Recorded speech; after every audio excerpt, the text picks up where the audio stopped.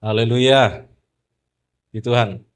Mari kita buka dalam 1 Samuel pasal 21 ayat 10 sampai dengan ayat yang 12.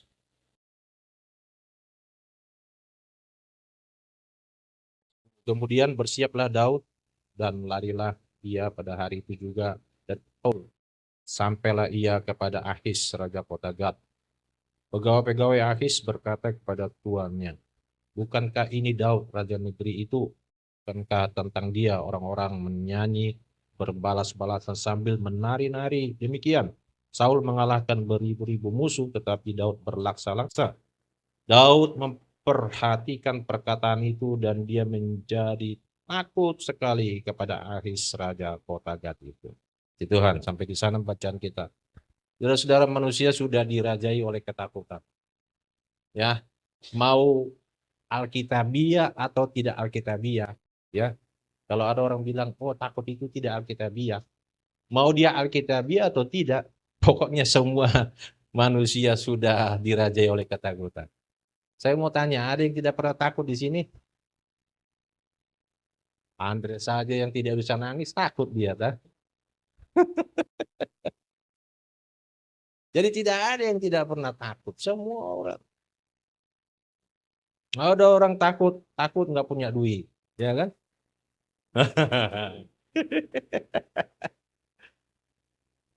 Ada juga orang sudah mapan semua cukup takut juga. Akhirnya dia nggak makan apa-apa. Makannya sop melulu, sop melulu. Karena duitnya nggak ketolongan. Haleluya, puji Tuhan. Di sini yang banyak duit nggak takut ya. Kalau takut aja kita aja makan di BPK masih lancar ini. Jadi semua manusia ada takutnya. Pasti. Nah, di sini kita lihat di sini dikatakan ayat 12 tadi, Daud memperhatikan perkataan itu dan ia menjadi takut sekali. Jadi bukan cuma takut, takut sekali. Ada yang bisa praktekkan takut sekali? Kurasa dia humitir bahasa Ibraninya. Totofore orang Manado bilang. Nah, itu bahasa Bataknya humitir.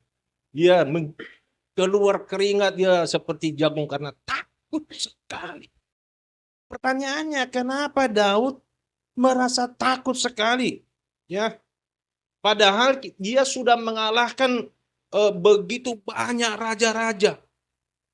Kemana dia berperang, kemana saja tidak pernah kalah. Dia selalu menang dan selalu menang. Coba kita lihat Raja Akis saja tadi, ya kan? Semua pasukannya bukan itu aja. Jadi dia untuk daerah sekitar dia sudah terkenal, dia adalah raja yang begitu hebat. Tapi kita lihat di sini dia takut sekali. Jadi sekali lagi, semua orang, pendeta, setengah pendeta, pendeta sekalipun tetap. Kalau ditanya, Bapak pernah takut? Aduh, jangan ngomong deh. Jadi saya bisa ada berdiri sekarang ini karena mungkin hasil dari takut juga. Supaya saya bisa berdiri tegak, mengandalkan Tuhan.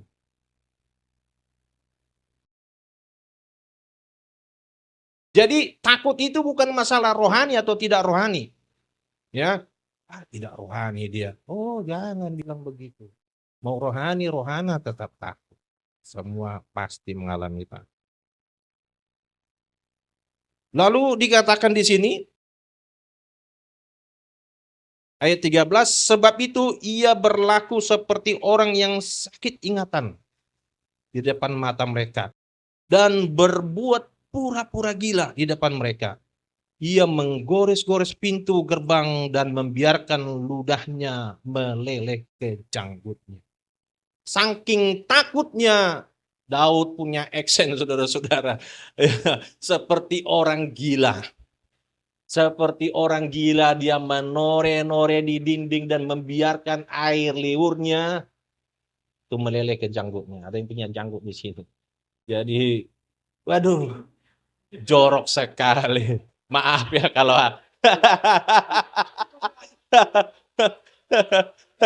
Biar kita ketawa ya. Iya. Pasti janggutnya Daud lebih panjang lagi. Membiarkan air liurnya meleleh ke janggutnya itu, aduh ampun. Supaya apa? Supaya orang gak percaya bahwa itu Daud. Saking takutnya dia.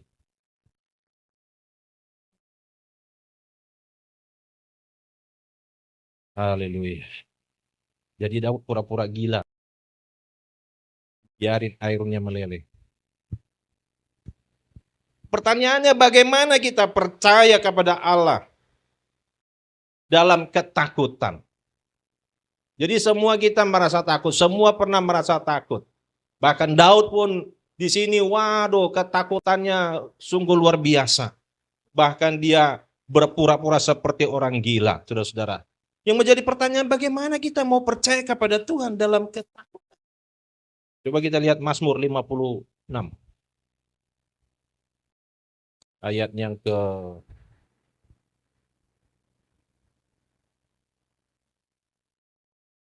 4 dan 5, 56.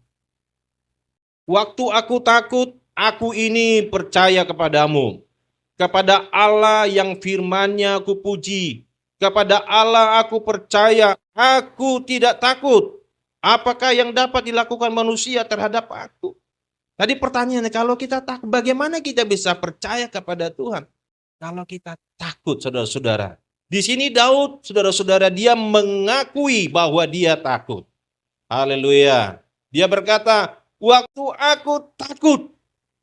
Jadi dia mengakui dia takut. Saudara pernah takut? Ya. Akui saja, Tuhan aku takut Tuhan. Itu enggak dosa. Amin. Jangan bilang, aku enggak takut. Padahal begitu ada persoalan lari dari Tuhan. Ya kan? Waktu aku takut. Jadi dia mengakui bahwa dia takut. Saya juga waktu berdoa. Ketika persoalan ada, saya bilang, Tuhan aku takut. Aku enggak tahu harus bagaimana Tuhan. Aku enggak tahu Tuhan, aku takut. Jadi Daud di sini mengakui bahwa dia takut. Apa yang saudara takutkan hari-hari ini?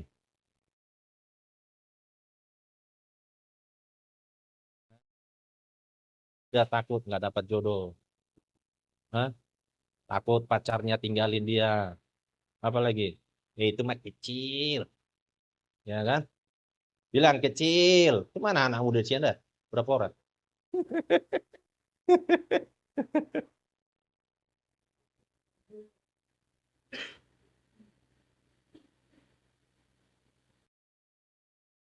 Mungkin takut masa depan, takut soal pekerjaan. Ada banyak yang ditakutkan, saudara-saudara. Saya mau sampaikan malam hari ini, percayalah kepada Yesus. Dia tidak pernah tinggalkan kita. Saya bilang amin, saudara-saudara. Iya. Dikatakan ayat yang tadi dalam ayat yang ke-3. Seteru-seteruku menginjak-injak aku sepanjang hari. Bahkan banyak orang yang memerangi aku dengan sombong. Dikatakan seteruku menginjak-injak aku. Banyak orang yang memerangi aku dengan sombong. Sudah mau tenggelam. Sudah tidak berdaya. Berseru kepada Yesus. Yesus. Yesus tolong saya. Haleluya. Dia Tuhan yang setia. Dia pasti menolong kita. Jadi kalau saudara takut, bukan berarti tidak rohani. Akui saja aku takut Tuhan. Aku tidak berdaya. Maka Tuhan akan menolong kita. Maka dikatakan tadi seteru, musuh-musuh. Ya, menginjak-injak. Bahkan mau menghancurkan kita. Tidak ada lagi pertolongan. Kita memanggil nama Yesus. Kita bersuruh kepada Dia. Sebab Dia yang sanggup menolong kita. Dia yang sanggup memperdulikan kita. Dia tidak pernah tinggalkan kita, saudara. Haleluya. Saya bilang amin terus, saudara. Jadi jangan pernah merasa kecil hati kalau engkau takut. Karena kita bukan orang yang super, bukan orang yang begitu hebat. Kita tidak berdaya tanpa Tuhan. Jadi kita berseru kepada Tuhan. Dia Tuhan yang akan menolong kita.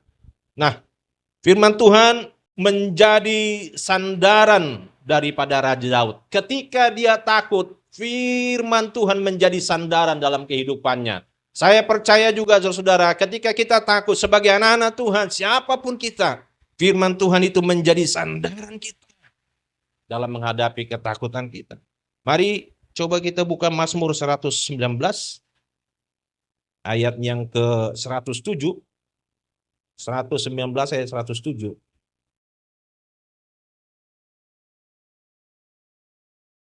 Dikatakan di sana, aku sangat tertindas, ya Tuhan. Hidupkanlah aku sesuai dengan firman-Mu. Puji Tuhan, haleluya. Daud berkata, aku sangat tertindas. Hidupkanlah aku dengan firman-Mu. Jadi bagi Daud ketika dia takut, ketika dia tertindas, firman Tuhan menjadi kekuatan. Firman Tuhan menjadi dasar dia untuk tetap berdiri kokoh. Haleluya. Siapa yang menjadi sandaran kita? Tidak ada, saudara-saudara. Kalau kita mengandalkan kekuatan kita terbatas. Kalau kita mengandalkan uang kita, uang juga terbatas, saudara-saudara. Tuhanlah yang menjadi sandaran kita, firman-Nya. Daud mengakui, aku sangat tertindas ya Tuhan. Hidupkanlah aku dengan firman-Mu. Jadi firman Tuhan itu menjadi sandaran dia. Firman Tuhan itu menjadi kekuatan dia untuk menghadapi ketakutan, menghadapi musuh-musuh, menghadapi persoalan. Haleluya. Siapa yang baca firman Tuhan tiap hari? Dan firman itu membuat saudara menjadi kuat. Amin. Ketika saudara baca firman, saudara timbul imannya.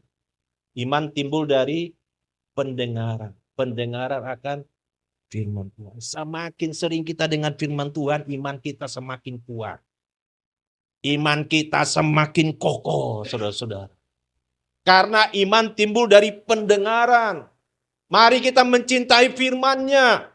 Daud berkata bahwa aku sangat tertindas. Hidupkan aku dengan firman-Mu. Firman itu yang membuat Daud bisa tetap kuat.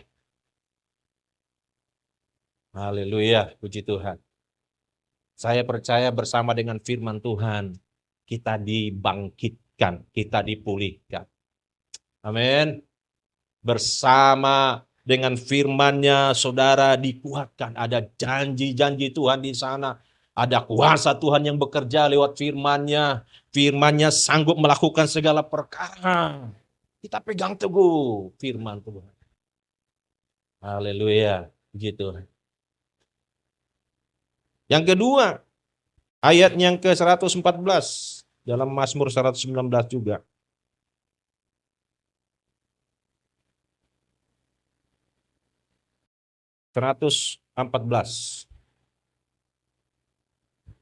Engkaulah persembunyianku dan perisaiku.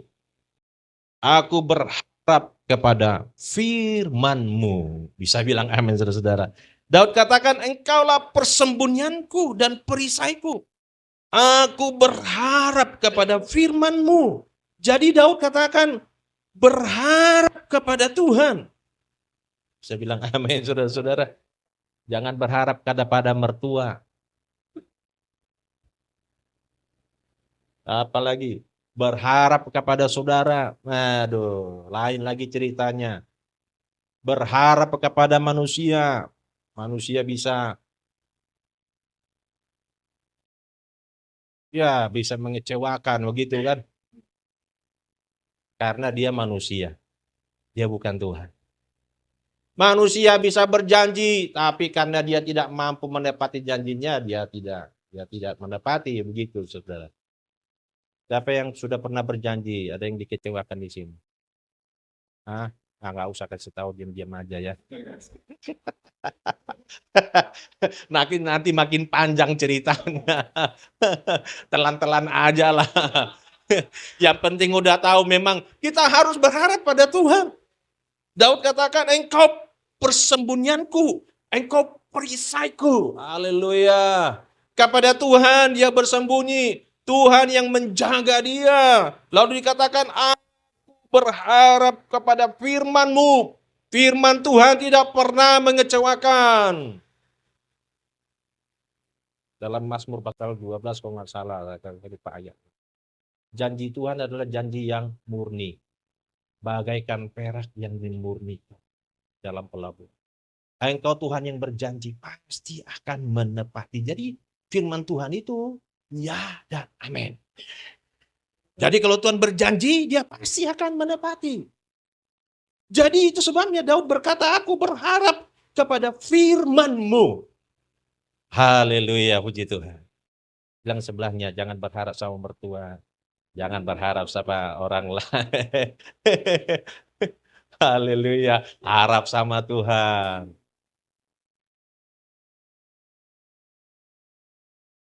Kayak ada lagunya, percaya pada Yesus itulah untungku. Ya, hati yang susah. Percaya pada Yesus itulah untungku. Hidup kekal selama. Kita untung kalau kita percaya kepada firman-Nya. Saudara mau beruntung? Percaya saja pada firman. Berharap kepada firman.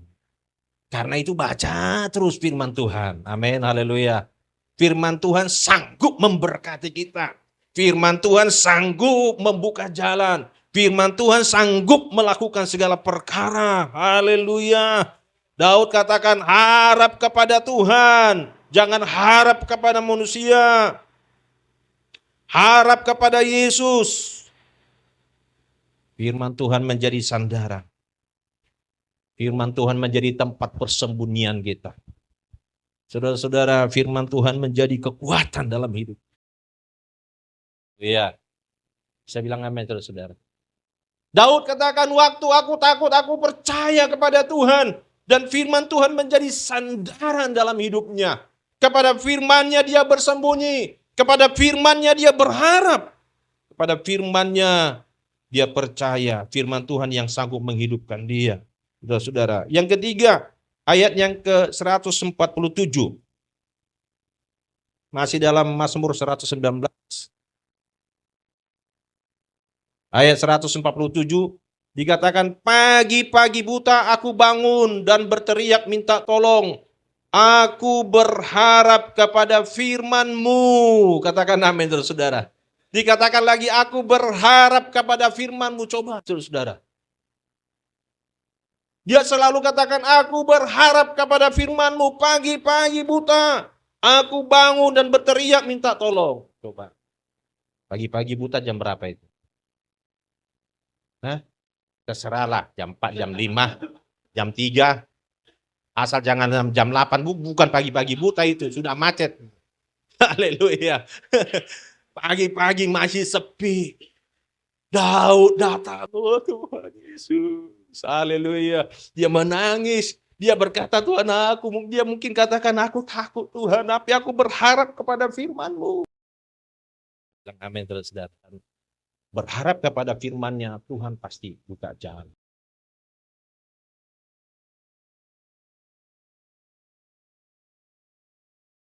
Hamba Tuhan ini kepada siapa berharap kalau bukan kepada Tuhan? Ya.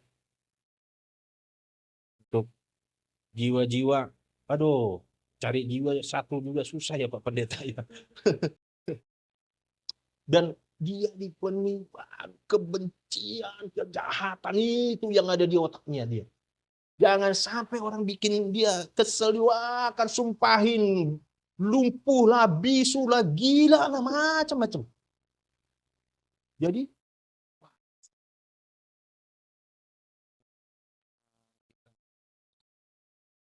doktrin lagi, ini kejahatan. Umur udah tua, udah 75 tahun. 75 tahun. Tapi dari daerah Dekat, naik motor ke Ciledug lumayan, dia naik motor. Hebat. Tapi dia dipenuhi kebencian.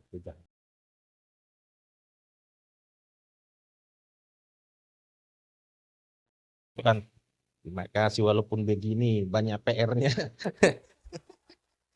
Paling tidak masih ada yang duduk di situ.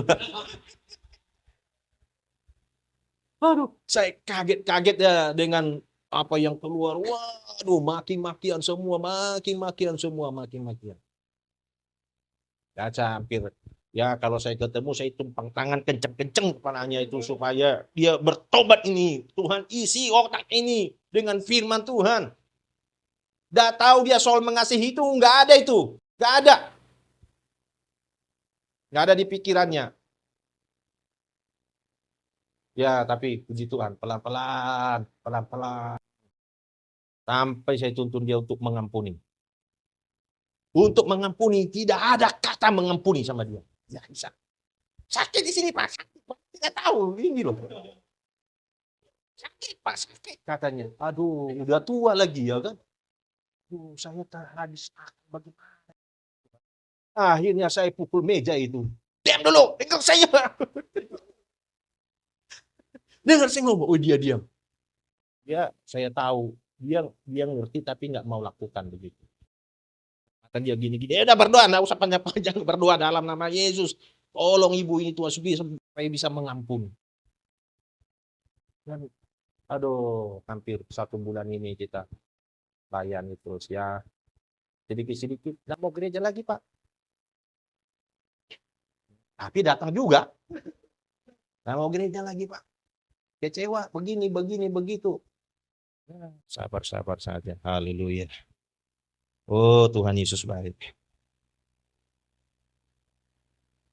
Jadi sebagai hamba Tuhan, memang siapa yang menjadi sandaran? Hanya Tuhan Yesus saja, firman. Firman Tuhan menjadi tempat persembunyian. Katakan amin, saudara. Dia menjadi tempat pengharapan kita.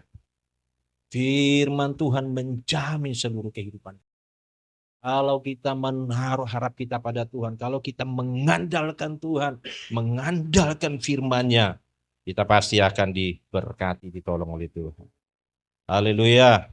Yang keempat sekarang, ayat yang udah tadi ya, yang pagi-pagi buta, dia berteriak minta tolong, aku berharap kepada firman Allah. Jadi masih gelap, sudah bangun, minta tolong kepada Tuhan. Ya, kita bangun jam 5 juga, Tuhan memberkati kita asal sungguh-sungguh datang sama dia. Iya kan? Waktu pagi-pagi kita duduk, kita rasakan hadiratnya. Pastilah kita diberkati Tuhan. Saya nggak mau adu-aduan bangun jam, nanti saya malah waktu saya berdoa malah tidur ya. Biar bangun pagi-pagi jam 5 udah segar kita berdoa. Wah, hadirat Tuhan ada. Roh Kudus turun. Haleluya, iman kita dikuatkan. Jadi mari kita baca firman Tuhan. Haleluya. Firman Allah menguatkan kita. Yang terakhir, Mazmur 119 ayat 165. Ayat 165, besarlah ketentraman pada orang-orang yang mencintai Taurat-Mu.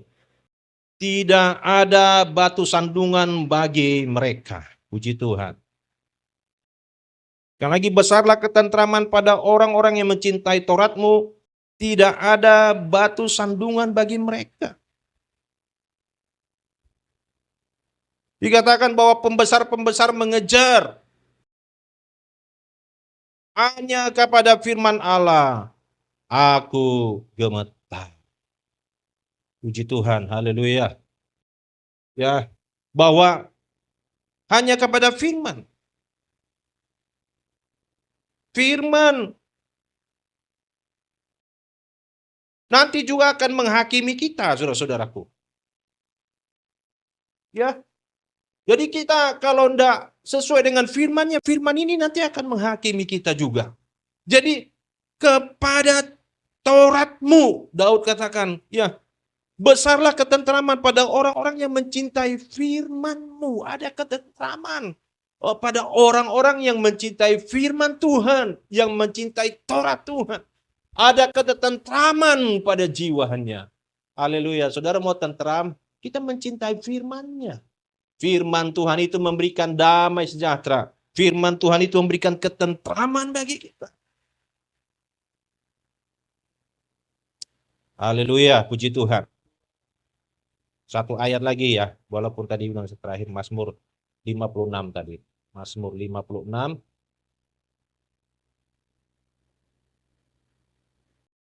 ayatnya ke-9.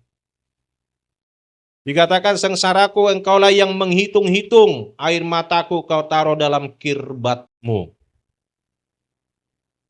Bukankah semuanya telah kau daftarkan? Maka musuhku akan mundur pada waktu aku berseru.